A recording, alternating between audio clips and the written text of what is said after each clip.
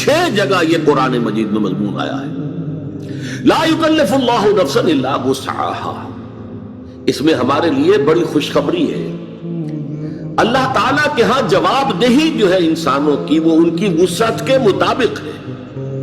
اللہ تعالیٰ کے ہاں محاسبہ جو ہے وہ اندھے کی لاٹھی کی طرح نہیں ہوگا کہ ایک ہی پیمانے سے سب کو ناپتے چلے جائیں، نہیں نہیں نہیں۔ اللہ نے کسی کو ذہانت زیادہ دی تھی، اس کا حساب زیادہ لے گا۔ اللہ نے کسی کے اندر کوئی اور صلاحیت زیادہ رکھ دی تھی، اس کا حساب اور زیادہ ہو جائے گا۔ کچھ لوگوں کے اندر وہ صلاحیتیں کم تھی، ان کا حساب نرم ہو جائے گا۔ کچھ لوگوں کو دولت زیادہ دی تھی، ان کا حساب بہت طویل ہو جائے گا۔ جو یہاں بیچارے ہینڈ ٹو ماؤتھ رہے ہیں، ان کا حساب آسان ہو جائے گا اللہ تعالیٰ کے ہاں۔ تو اس حوالے سے جو کچھ دیا گیا ہے اس کے مطابق حساب ہر شخص کے ساتھ۔ یہی وجہ ہے کہ قرآن مجید کہتا ہے کہ یہ جو اخروی حساب اور محاسبہ یہ خالص انڈیویجول ہے۔ کلہم آتی ہے یوم القیامت فردا، اس لیے کہ ہر فرد جو ہے یہاں پر دنیا میں مختلف چیزیں لے کر آ رہا ہے۔